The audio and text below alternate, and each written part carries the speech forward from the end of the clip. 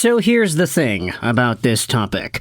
It sparked a lot of controversy on Montreal Canadiens fan Twitter, and I think that you can go either way, to be honest. But if you don't know what I'm talking about, I have the 2022 NHL Entry Draft page on Elite Prospects posted up over here. No, I did not want to go over onto Elite Prospects' Instagram account. I apologize for that. But this is the way the 2022 draft came and went 3 years ago. The first overall pick you saw, Juraj Slafkovsky, taken by the Montreal Canadiens. He currently has 111 points in 200 NHL games. Now, it says he has played 4 seasons, but it says 4 because currently the next season is logged into the database for Elite Prospects. If you head over to Slafkovsky himself and you scroll all the way down, yeah, he was drafted in 2022, then he played 1, 2, 3 seasons with the Habs, and then the 4th one is logged here, even though it hasn't been played yet. So, for all these guys that have played or that are on their NHL rosters, just remove 1 season from the Seasons tab, and then it'll be up to date with how things actually are. But Juraj Slafkovsky was number 1, Nemec number 2, Logan Cooley was number 3, and then Shane Wright was number 4.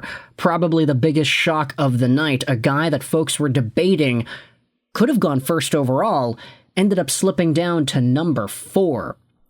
Past New Jersey, who did not need a center, they had Hischier and Hughes, and past Arizona, because they spent all of their resources scouting Logan Cooley, they liked him more than Shane Wright, they didn't think Shane Wright would be available, and by the time 3rd overall came, they were like, yeah, well, Cooley was our guy, we thought we would take him, let's take him. Wright then went 4th overall to Seattle, and then the rest of the draft followed through. Standouts include Marco Kasper of the Detroit Red Wings, Pavel Mintyukov of the Anaheim Ducks, Frank Nazar in Chicago's pretty good, Miroshnichenko, he survived some very complicated health issues and now he's back. Good to see that. Yuri Kulich, Buffalo Sabres guy. And then you go into the 2nd round and beyond. Fraser Minton played a lot of games, so did Matthew Poitras on the Boston Bruins. But if you take a look at the 62nd overall pick, of course, this is a guy whom you could debate is the best, most effective, most talented, highest upside player in the 2022 draft. Lane Hutson, 62nd overall, 84 games, 6 goals, 62 assists for 68 total points. There are a few other guys who have made plays, like Elias Pettersson, former 100-point player for the Vancouver Canucks. No, just kidding. That's the defenseman that you're looking at here on the screen. Isaiah George played for the Islanders in the previous season. Victor Mancini is also a Vancouver Canuck, who's very good, by the way.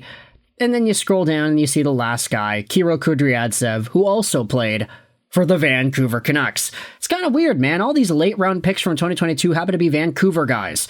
Kind of funny how that works. But if you sort the 2022 draft by points, you will see that Slafkovsky and Cooley are 1 and 2, followed closely by Lane Hutson, who has 68 points in 84 games. Okay, no, not closely. He's like double the points away from Logan Cooley.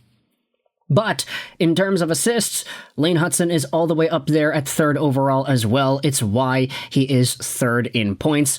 Cooley, Hutson, and Slafkovsky are all just in that territory of top assist guys. The only difference is Lane Hutson doesn't score any goals, which is why he's so far back, but still ahead of the rest of the competition here in 2022. Now, this is why we are making this video, and it's why this entire topic went so ballistic on Twitter. It's because of a post made by Scott Wheeler of The Athletic. He went out there and posted his 2022 NHL redraft. And on the redraft, he had Montreal taking Logan Cooley number 1, New Jersey taking Lane Hutson number 2, and Arizona taking Juraj Slafkovsky number 3. Now, we don't need to get into the whole, Montreal takes Cooley, New Jersey Hutson, Slafkovsky, Arizona thing about it all. We can just dive into the order. Cooley, Hutson, Slafkovsky. This tweet by Sebastian goes out there and says, in no way, shape, or form does Lane Hutson not go first overall in a redraft over Logan Cooley. And this tweet had 100,000 views. And a lot of replies and discourse and arguing. Come on now, we don't need to disrespect Logan Cooley. Nobody is disrespecting Cooley. He'll be a stud. But as first overall, you can't deny that Hutson deserves that spot. And then there are some fans going out there and denying it. Why would you want Hutson over Cooley? He's going to be a number one stud. See, dude has played one season. Like, okay, maybe it's a little bit too early. Stay up late and watch Cooley. Big Hutson guy, but Cooley is a stud. You Montreal fans are exhausting, man. Leafs fans definitely would say Hutson first. I have no bias here, but it's literally a toss-up between those three. I don't hate Hutson at number one, but both guys are deserving in a redraft. Now, here's the thing. I do think that there is an argument. There is a world where you can say that Hutson should be the number one guy in a redraft over Logan Cooley. I mean, just looking at the pudding right here for Lane and what he has accomplished. His rookie season in the NHL, 66 points in 82 games, point per game in the playoffs. He's an assist-producing machine. He is so good, this Lane Hutson, and he's dynamic in the same way that Quinn Hughes, Cale Makar, Adam Fox, and Heiskanen are dynamic. Dahlin, too. He's in that territory of guys, I would say. Now, you can debate whether or not some of those players should be in a territory above, but still, we'll just classify them as top of the league demon, offensive, moving, power play quarterback type of guys. Hutson is right in that mix. But the thing is, for Logan Cooley, this is a player whose upside is also tremendously high. As a center who's just got such a skilled game, who knows how to maneuver around the offensive zone with efficiency, who had scored 65 points in 75 games, 25 goals, 40 assists, as a top center with the Utah Hockey Club. Now, sure, there were other guys in the top of the lineup at the center core as well. Nick Schmaltz comes to my mind right away. But when you think about just the young talent in Utah, with Clayton Keller, Logan Cooley, Dylan Genther, Barrett Hayton, these guys are all just coming into their own at the right time. And for Cooley himself, I think that this guy, after bouncing back from what was a good personal season, I mean, 44 points in 82 games in 23-24, that's good.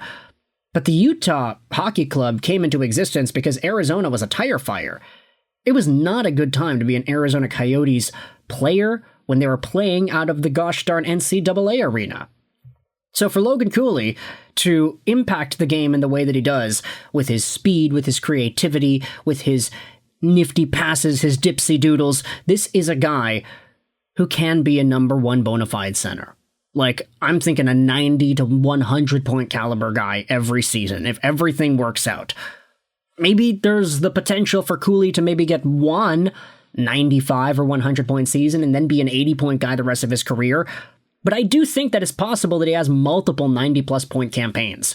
And with a first overall draft pick, you can't deny that that's a pretty reasonable player to take first overall. And I do think that because Cooley has 2 seasons worth of NHL play, he didn't have a sophomore slump like everybody feared that he would. He just went out there and continued getting better. That, I think, is the leg up that he has over Hutson at the moment, who has yet to play a second NHL season, and who is still coming off of that brand new rookie Calder-winning shine. You just don't want to be too optimistic on the guy who has played only 1 season compared to the other guy, who is arguably doing similar things on his own team, and who happens to have 2 seasons worth of play under his belt instead of 1. And then you get into Slafkovsky, and it's like, yeah, if you had to choose one or the other, Cooley or Slav, I'd probably say, yeah, you could say Cooley. And then Hutson or Slav, I think Hutson is also an easy decision to make there. But for now, let me know your thoughts in the comment section below about this commentary about the redraft here. Cooley, Hutson, Slafkovsky, who is it that you would take number 1 in a redraft? Let me know in the comment section all your opinions. I hope you enjoyed this video. And bye.